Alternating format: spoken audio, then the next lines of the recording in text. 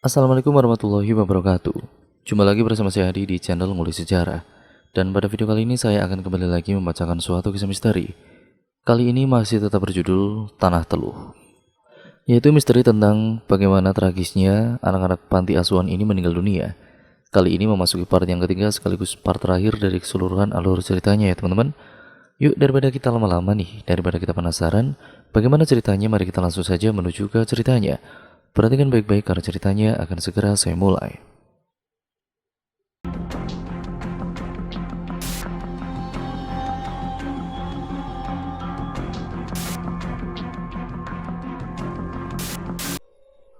Suasana malam itu cukup menegangkan. Bu Fatma menunjukkan keseriusannya dalam menyelesaikan kutukan itu. Sedangkan Asmara sedikit bingung sekaligus takut dengan tatapan Bu Fatma dan Bu Andin yang terus-terusan menajamkan mata mereka kepada dirinya. Bu Fatma mendekat ke arah meja sambil menyatukan kedua tangannya dan meletakkannya di atas meja. Saya tahu semua yang terjadi di desa ini. Desa Ketih Ireng. Desa yang menyembah setan dan kemudian meninggalkannya, dan mereka mengecat pintu rumah itu dengan darah korban kutukan tersebut, ucap Bu Fatma. Namun saya masih tidak mengerti dengan tidak dicatnya pintu rumah kamu, dan juga kejadian yang mengenaskan yang hampir setiap hari menimpa anak-anak panti, sambung Bu Fatma. Asmara hanya menunduk mendengar ucapan Bu Fatma seperti badai di telinganya. Sebenarnya maksud kedatangan kami kemari hanya untuk menanyakan, apakah kamu ada kaitannya dengan hal ini? Tanya Bu Andin. Apa maksud Mbak? Jadi menurut Ibu dan juga Mbak, saya yang melakukan ini semua, membunuh anak panti dengan keji dan membunuh bapak saya sendiri. Iya, tanya balik Asmara. Kami tidak pernah mengatakan hal itu. Kami tidak menuduhmu, Asmara. Kami hanya ingin tahu, apakah kamu ada kaitannya dengan hal ini? Ucap Bu Fatma dengan nada yang tegas. Mana mungkin saya ada campur tangan dengan kejadian ini, Bu? Saya saja tidak tahu dengan apa yang terjadi selama ini. Pembunuhan dan juga kutukan saya masih tidak mengerti, ucap Asmara dengan nada mengeluh. Kalau begitu, kenapa kamu tidak mencat pintu rumahmu saat kami ada di sini? Bentak Bu Andin. Bu Fatma sontak berdiri melihat Bu Andin yang tiba-tiba berdiri dan menunjuk-nunjuk wajah Asmara. Sudah sabar Andin, kita selesaikan ini baik-baik, lirik Bu Fatma. Bu, dia ini sudah membunuh anak-anak panti, Bu, dan juga sudah membunuh bapaknya sendiri, bentak Bu Andin. Jaga mulut Mbak, balas Asmara. Bu Andin dan juga Bu Fatma pun sontak terdiam melihat Asmara yang ikut berdiri dan mendobrak meja. Saya masih punya hati dan saya masih punya otak untuk berpikir. Sudah cukup, kepura-puraan ini saya tutupi, sambung Asmara dengan sedikit menangis. Asmara kemudian pergi menuju kamarnya dan kembali menunjukkan sebuah kertas. Sekarang siapa yang jahat? Ucap Asmara pelan dengan mata yang masih menangis. Semuanya tercengang melihat kertas yang ditunjukkan Asmara. Mereka tidak percaya dengan yang Asmara tunjukkan itu. Ini polisi berikan kepada saya, dan ini ditemukan di dalam genggaman tangan Arsi, ucap Asmara. Bu Fatma membelalak, ia terkejut sekaligus bingung. Saya masih tidak percaya. Kamu, ucap Bu Fatma dengan mata berkaca-kaca. Di mana Pak Badri? Tanya Bu Fatma. Tidak tahu Bu, sepertinya tadi buru-buru ingin kembali ke rumahnya, jawab Bu Andin. Bu Fatma panik, ia menggigiti kuku-kukunya untuk meredam rasa panik, namun hasilnya nihil. Irwan, panggil Bu Fatma. Seorang pria berbadan tegap muncul dan juga menghampiri Bu Fatma. Dia adalah Irwan, anak dari Bu Fatma sekaligus suami dari Bu Andin. Tolong, kamu berikan dulu obat penurun demam untuk anak-anak, perintah Bu Fatma. Tapi Bu, di luar tengah hujan Bu, dan petir juga terus saja bersahutan, sahut Bu Andin. Lalu bagaimana? Anak-anak kondisinya semakin parah, balas Bu Fatma. Tenang Bu, saya bisa kok, lagi pula masih ada apotek di dekat sini yang masih buka, jawab Irwan. Irwan kemudian pergi mengambil kunci mobil dan menuju keluar. Namun saat ia ingin keluar, tangannya ditahan oleh Bu Andin. Mas, Saya masih takut kamu akan pergi, ucap Bu Andin. Tidak usah berpikiran negatif, aku bisa jaga diri kok, jawab Irwan. Irwan kemudian mengecup kening Bu Andin dan pergi meninggalkannya. Andin menatap kepergian Irwan dengan tatapan yang sedikit ketakutan sekaligus khawatir. Irwan menaiki mobil, menyalakannya, dan kemudian bergegas pergi. Cuaca hujan disertai petir dan juga angin membuat Irwan kesulitan untuk melihat kondisi di depannya. Beruntung ia sampai ke apotik dan segera ia bergegas untuk membeli obat tersebut. "Mbak, ada obat penurun demam nggak?" tanya Irwan. "Sebentar saya lihat dulu," jawab wanita di depannya. Wanita itu mencari-cari cukup lama sambil sesekali menengok dan juga mengacak-ngacak lemari obat di depannya. "Waduh, maaf mas, sepertinya stok obat demam kosong. Coba cari di tempat lain ya," ucap wanita tersebut. Irwan sontak panik. Ia mengacak-ngacak rambutnya dan kemudian pergi dari apotek tersebut. Ia kembali melajukan mobilnya dengan sangat kencang, berhenti pada apotek berikutnya dan kembali menanyakan hal yang sama. Beruntung kali ini ia mendapatkan obat tersebut. Irwan kembali ke mobilnya dan kemudian menelepon Bu Fatma sambil mengemudikan mobilnya. "Ma, aku udah dapat obatnya," seru Irwan. "Cepat kembali Irwan, hujannya semakin deras loh," balas Bu Fatma.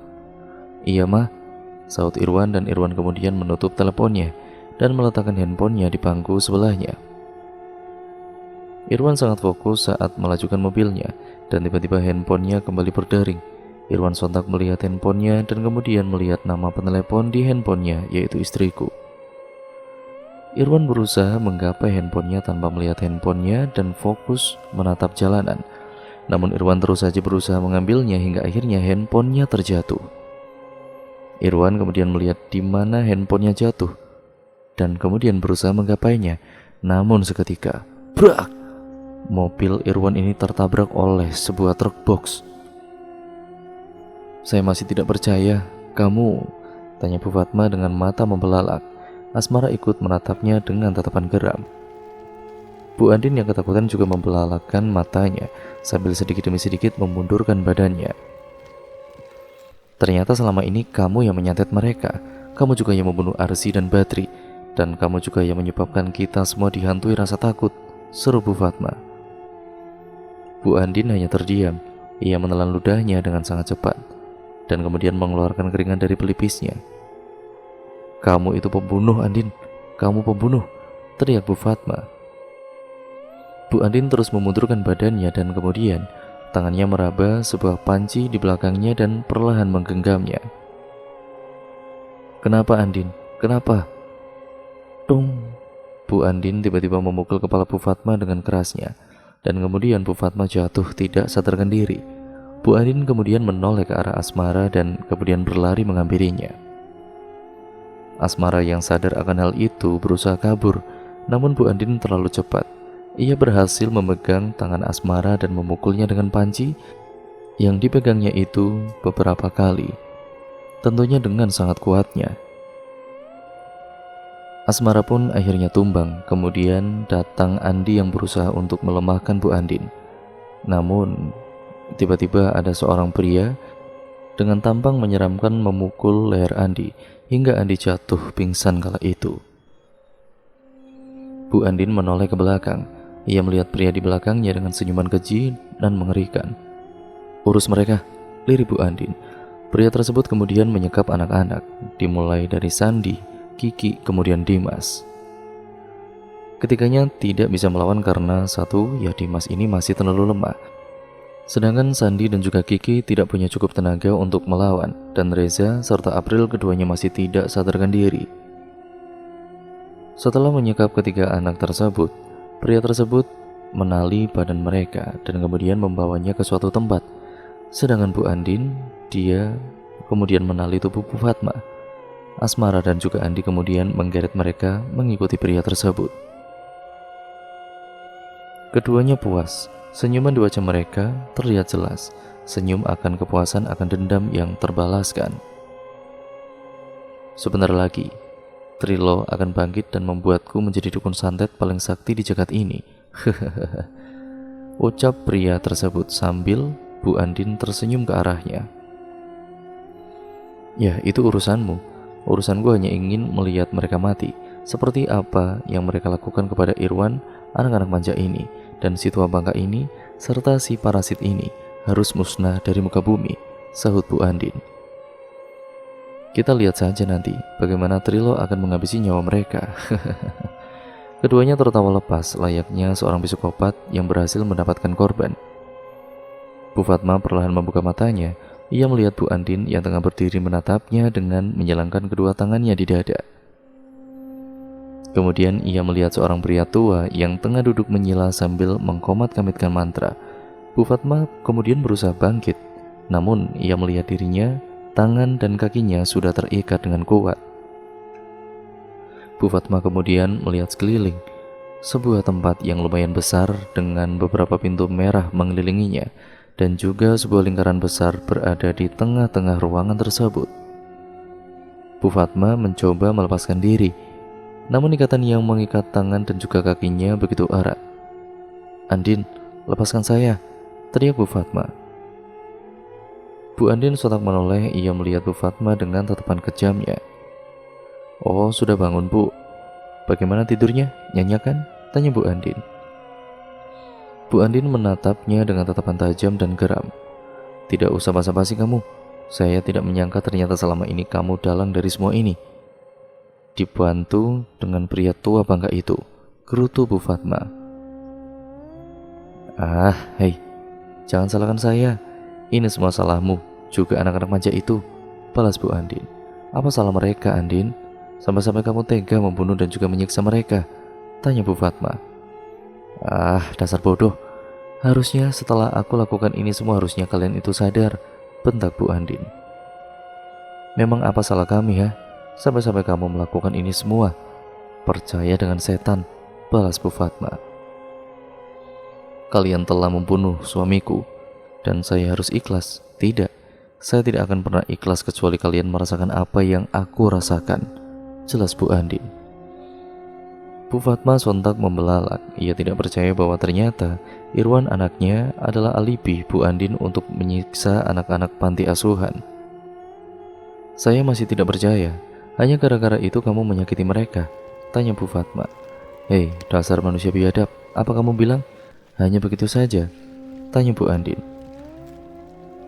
"Karena kemanjaan mereka suamiku mati tertabrak," teriak Bu Andin. Bu Fatma menatap Bu Andin sejenak sebelum membalas ucapan Bu Andin yang terus-terusan membentaknya.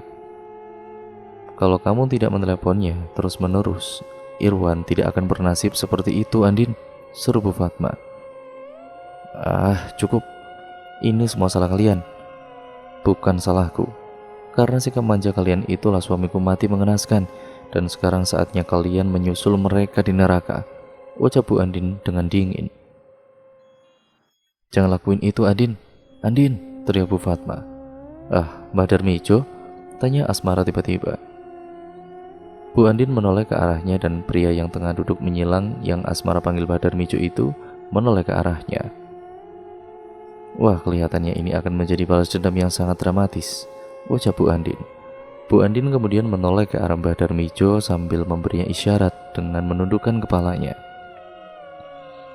Mbah Darmijo membenarkan posisi duduknya, kemudian mulai mengkomat-kamitkan mantra. Tangan Mbah Darmijo meraba-raba pinggiran sesajen yang tengah terbakar di depannya, sambil sesekali menaburkan sesuatu di sesajen tersebut. Bu Fatma menatapnya dengan penuh rasa ngeri. Kemudian ia melirik ke arah anak-anak panti. Anak-anak panti masih tidak sadarkan diri. "Ibu mohon, apapun yang kamu lakukan, lepaskan mereka, Andin," seru Bu Fatma. "Hei, pikir pakai otak. Mereka yang menyebabkan ini semua. Kalau saya lepaskan, yang kami siksa nanti siapa?" tanya Bu Andin. Dasar iblis," teriak Asmara. "Hei, bapakmu juga yang menyebabkan ini semua. Kalau dia ada malam itu, mungkin seharusnya dia yang mati, tapi malah suamiku yang mati," ucap Bu Andin. Asmara hanya menangis sambil menatap Bu Andin dengan tatapan yang mengintimidasi. "Hei, jin setan penyebar maut, bangkitlah dari neraka tempat kau tinggal. Bangkitlah, bangkitlah, ucap Mbah Darmijo dengan suara beratnya. Bu Andin hanya menatap Mbah Darmijo yang tengah membaca mantra, dan sesekali pandangannya menatap Bu Fatma dan Asmara. Apapun yang kamu lakukan, lepaskan mereka, Andin, lepaskan mereka, rengek Bu Fatma kepada Bu Andin. Bu Andin yang mendengarnya memutar bola matanya. Kemudian ia menghampiri Bu Fatma dan buk! Bu Andin menendang perut Bu Fatma. Diam atau aku buat isi perutmu hancur, teriak Bu Fatma. Bu Fatma kemudian terbatuk. Asmara yang melihatnya sedikit tidak tega. Asmara kemudian menatap Bu Andin, wajahnya terlihat sangat puas. Asmara kemudian mencoba mencari cara untuk kabur. Ia mencoba menggerak-gerakkan tangannya berusaha mengendurkan tali yang mengikatnya. Jin setan penghuni neraka, kami memanggilmu, setan penyebar maut Trilo. Bangkitlah, seru Mbah Darmijo. Seketika suara gemuruh mulai terdengar. Lingkaran di tengah ruangan tersebut tiba-tiba bergetar dan perlahan retak dan terbuka. Sebuah sinar berwarna merah kecoklatan keluar dari sana, disusul dengan suara erangan yang benar-benar mengerikan. Dan erangan tersebut sekaligus membangunkan anak-anak panti yang sedari tadi tidak sadarkan diri. Anak-anak panti yang melihatnya sangat ketakutan. Mereka harus dihadapkan dengan pemandangan neraka seperti ini. Mata mereka membelalak terkecuali Reza dan April yang masih tidak sadarkan diri. Lalu sebuah tangan raksasa muncul dengan cairan yang menempel di tangan tersebut. Perlahan tangan tersebut keluar sedikit demi sedikit. Hingga akhirnya muncullah sesosok setan dengan darah dan serangga-serangga yang mengelilinginya.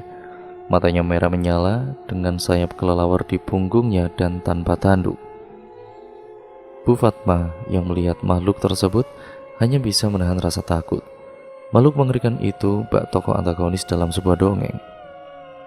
Akhirnya kamu bangkit, seru Mbah Darmijo.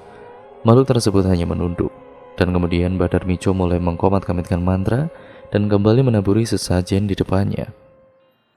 Dan kemudian ia mengambil keris dari bagian belakang bajunya dan mendekatkan keris tersebut ke dekat sesajen yang terbakar itu. Makhluk itu kemudian mulai mendongak. Sedikit demi sedikit matanya yang merah menyala serta wajahnya yang menyeramkan perlahan mulai terlihat. Wajahnya hitam legam seperti arang, matanya merah seperti darah, dan sayap kelelawar di punggungnya serta kepalanya yang botak dan juga tubuhnya yang kurus. Makhluk itu adalah salah satu dari anak iblis, yaitu Trilo, setan yang menguasai kekuatan ilmu hitam, pelet, santet, dan teluh. Makhluk mengerikan tersebut menatap seisi ruangan. Wajahnya yang mengerikan bergantian menatap semua yang ada di sana. Bak menemukan harta karun, Mbah Darmijo sangat bahagia bisa melihat makhluk tersebut secara nyata. Akhirnya kamu bangkit, ucap Mbah Darmijo. Bu Andin yang melihat makhluk tersebut sedikit ketakutan. Kemudian ia melihat ke arah Mbah Darmijo yang terus-terusan tersenyum melihat makhluk tersebut.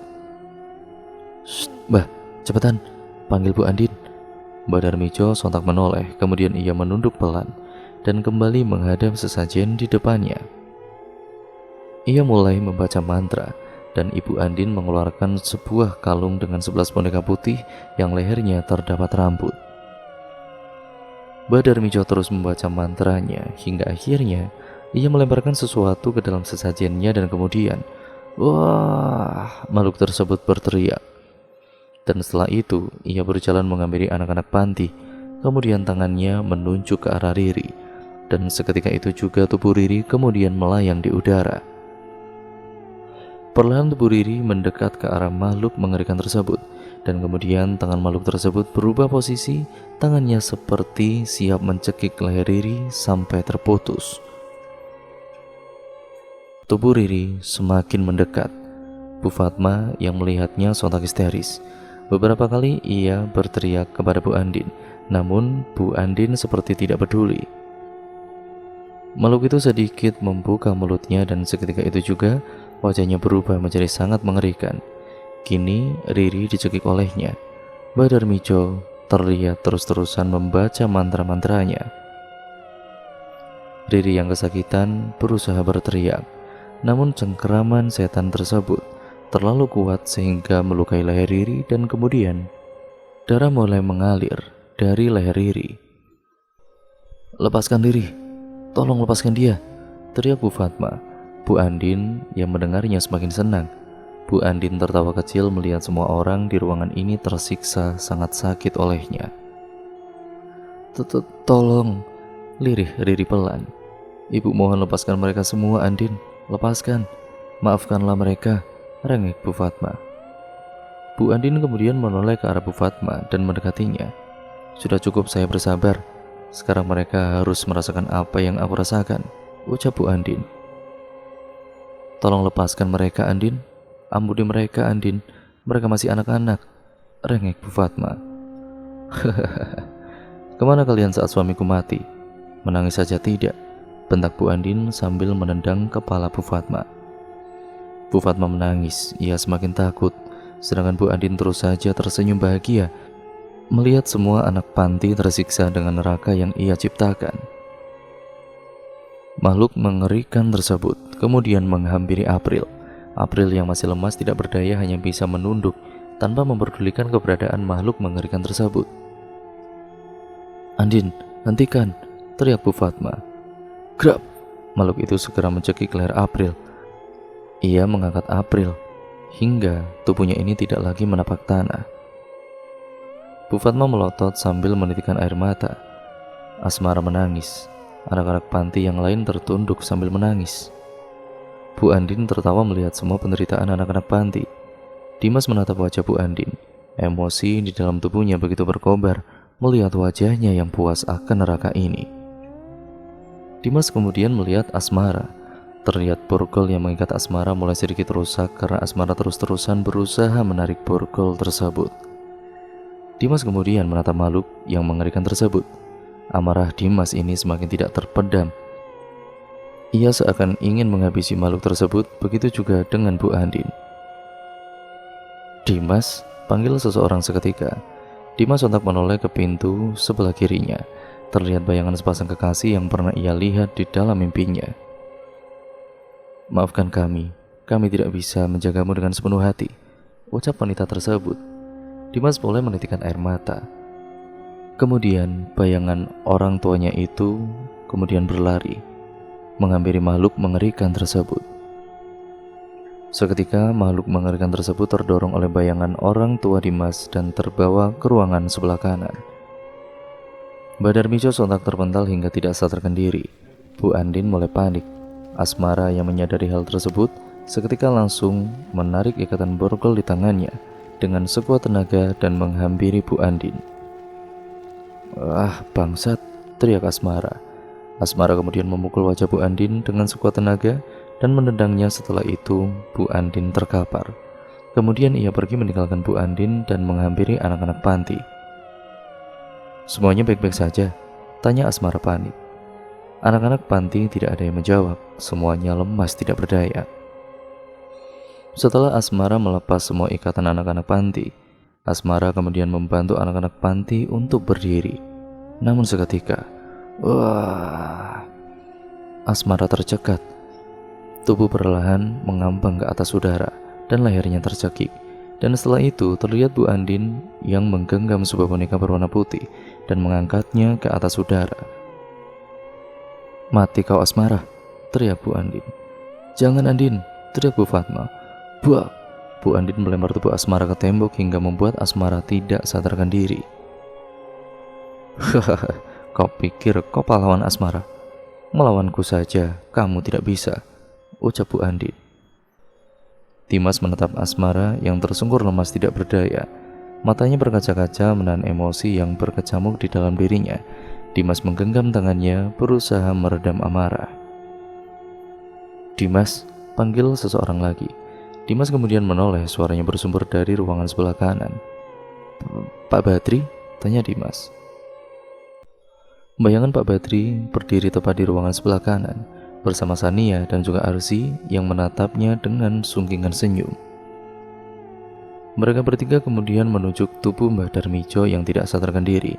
Terlihat di lehernya 2 buah boneka putih menggantung ataupun menggelantung di lehernya.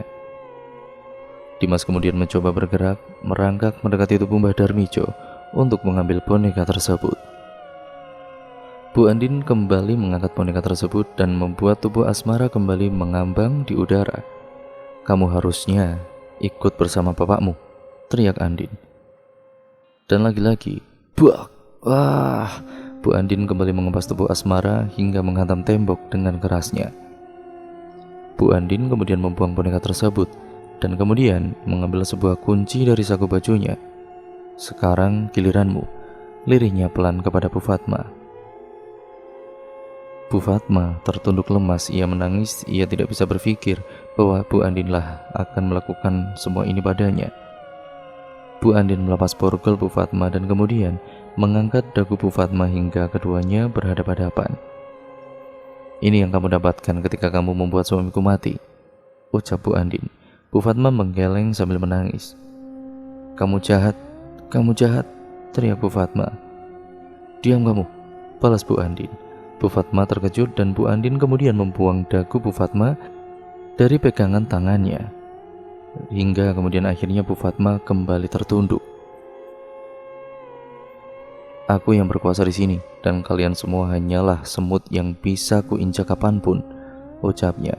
"Neraka akan menyambut kalian dengan penuh sukacita," sambung Bu Andin. "Hei Jalang," teriak Dimas. Bu Andin sontak terkejut. Ia kemudian meraba-raba dadanya dan mengeluarkan kalung boneka itu. "Cukup di sini omong kosongmu," ucap Dimas dengan sangat geram. "Ah, bajingan," teriak Bu Andin. Bu Andin kemudian berlari menghampiri Dimas, namun Dimas lebih dulu mengangkat tubuh Bu Andin ke udara. Bu Andin tercekat, ia memegang lehernya sambil melotot ke arah Dimas, mencoba meminta ampun. Bu Fatma dan juga yang lainnya melihat aksi dramatis tersebut. Semuanya seakan tidak percaya dengan apa yang Dimas lakukan. Perlahan Dimas mendekatkan boneka tersebut ke arah giginya, dan perlahan ia menggigit boneka tersebut. "Wah!" teriak Bu Andin sambil memegangi kepalanya. Dimas terus menggigit kepala boneka tersebut dan kemudian menariknya dengan giginya. Terlihat leher Bu Andin mulai mengeluarkan semua uratnya dan sedikit demi sedikit lehernya mulai terlihat panjang. Dimas terus menarik kepala boneka tersebut dengan geramnya. Rasanya dendamnya seakan terbalas. "Wah!" Jat, jrat. Darah menyembur kemana-mana. Dan setelah itu, buak! Sebuah kepala wanita itu penuh darah dan terjatuh seolah kelapa. Dan kepala tersebut adalah kepala Bu Andin. Ya, kepala Bu Andin pun dan juga lehernya itu putus, seperti karet yang ditarik lalu putus dan mengeluarkan banyak darah. Dimas kemudian membuang boneka tersebut ke dalam kobaran api beserta pasangannya. Dan setelah itu tubuh Bu Andin pun dan juga Mbah Darmijo mulai terbakar. Dimas kemudian berjalan membantu Asmara, dan Bu Fatma berdiri dan kemudian membantu yang lainnya bangkit dan keluar dari rumah tersebut. Semuanya berjalan pelan dari rumah tersebut hingga akhirnya setelah mereka berhasil keluar dari rumah tersebut, si jago merah mulai melahap rumah tersebut. Satu persatu komponen rumah tersebut hangus. Bu Fatma dan juga Asmara mencoba berteriak meminta bantuan kepada warga setempat. Sontak warga mulai berdatangan dan membantu keduanya. "Ya sudah, ayo kita bawa ke rumah sakit," seru salah satu warga. Semua warga kemudian membawa mereka ke rumah sakit. Malam itu adalah malam kutukan, malam lahirnya sebuah ilmu yang gaib, lagi mistis, yaitu teluh yang sangat mengerikan. Semuanya baik-baik saja, hanya membutuhkan perawatan sampai kira-kira minggu depan, ucap sang dokter. "Terima kasih dok," lirih Bu Fatma. "Saya permisi terlebih dahulu," ucap dokter tersebut sembari pergi meninggalkan Bu Fatma sendirian. Bu Fatma kemudian mendekati Dimas, ia kemudian duduk di sebelahnya sembari mengelus-ngelus kepalanya. "Kamu yang sabar ya, maafin ibu," ucap Bu Fatma. Tidak apa-apa Bu, semua sudah berlalu dan semuanya juga baik-baik saja bukan?" tanya Dimas. Bu Fatma yang mendengar pertanyaan Dimas itu pun ya hanya bisa menjawabnya dengan senyum, menandakan bahwa semua baik-baik saja. Dimas kemudian mencoba bangkit dari posisinya. Menyadari hal itu, Bu Fatma kemudian membantu Dimas dan menempatkannya dalam posisi yang nyaman. Dimas menatap semua teman-temannya, Andi, Reza, April, Riri, Sandi, dan Kiki. Ya, itulah yang tersisa di antara mereka semenjak Bu Andin menyebar teror mengerikan tersebut. "Ah, Bu, bagaimana dengan kondisi Bu Andin?" tanya Dimas. Bu Fatma yang mendengar namanya dipanggil oleh Dimas sontak menoleh dan kemudian tersenyum sebelum menjawab pertanyaan Dimas. "Polisi sudah datang ke TKP kemarin dan mereka menemukan 2 mayat yang sudah hangus di sana," ucap Bu Fatma. Dimas kemudian menunjukkan ekspresi bingungnya dan kemudian membenarkan posisi duduknya. "Jadi Bu Andin dan juga Mbah Darmijo?" tanya Dimas. "Iya, mereka sudah mati," jawab Bu Fatma. "Lalu Kak Asmara?" tanya Dimas. "Beruntung dia dapat diselamatkan, dia ada di ruangan sebelah," ucap Bu Fatma. Dimas merasa lega, akhirnya mereka bisa terbebas dari jeratan teror mengerikan tersebut. Rasanya sangat lega sekali dan bahagia, mengingat ke depannya mereka akan hidup dalam balutan kedamaian. Dimas tersenyum sambil menatap semua teman-temannya yang masih terbaring lemah. 2 tahun kemudian, April menyiapkan beberapa piring dibantu oleh Riri yang membawa nasi serta beberapa sendok di tangannya.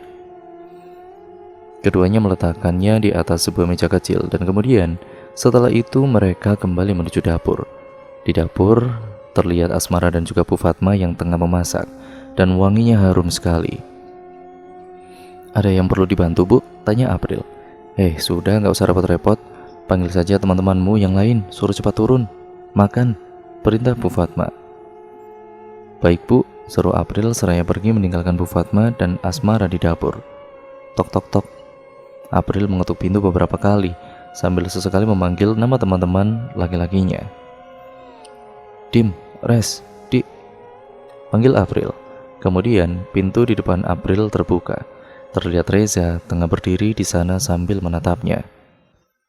"Ada apa?" tanya Reza.